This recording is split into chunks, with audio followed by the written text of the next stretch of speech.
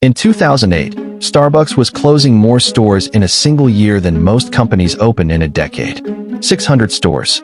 Gone. The coffee giant that once seemed unstoppable was bleeding money, and the man who built it from a single shop in Seattle had to come back and watch what he created almost fall apart.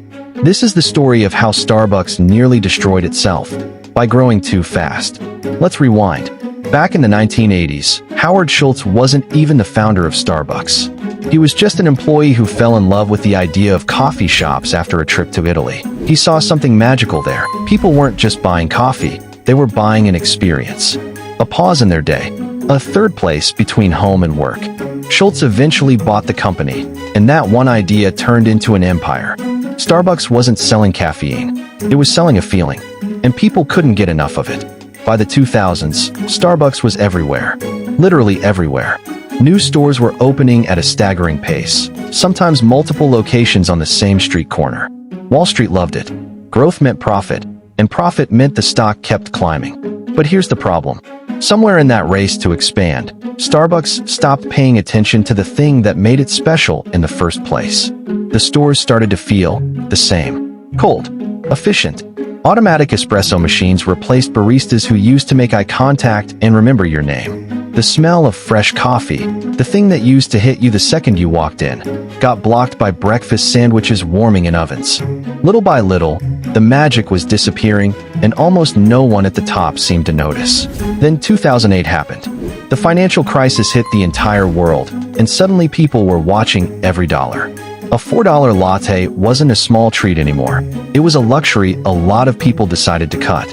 And when customers looked at Starbucks, they didn't see anything worth paying extra for. It just felt like any other coffee chain. Sales collapsed.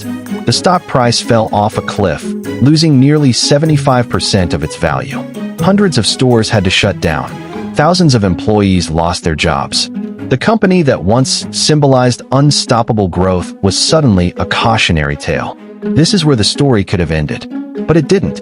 Howard Schultz came back as CEO in 2008, and he did something almost no leader in his position would dare to do. He shut down 7,100 stores across America on the same day just to retrain every single barista on how to make one perfect espresso. Wall Street thought he was insane. Losing a full day of sales nationwide in the middle of a financial crisis? It sounded like career suicide. But Schultz wasn't trying to save a quarter's earnings. He was trying to save the soul of the company. He slowed expansion. He brought back the smell of coffee instead of sandwiches.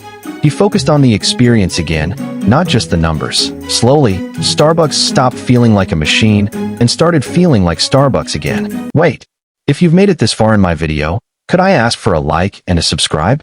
Thank you very much. To be continue. And it worked. Within a few years, the company didn't just recover. It came back stronger than ever, eventually growing into one of the most valuable restaurant brands on the planet. Here's the real lesson hiding inside this story. Starbucks didn't almost collapse because of bad coffee, or bad luck, or even the financial crisis. It almost collapsed because it grew faster than it could protect what made people fall in love with it in the first place. Sometimes the biggest threat to success isn't failure. It's growth without direction. And that's a mistake that isn't just true for billion-dollar companies. It's true for anyone building anything.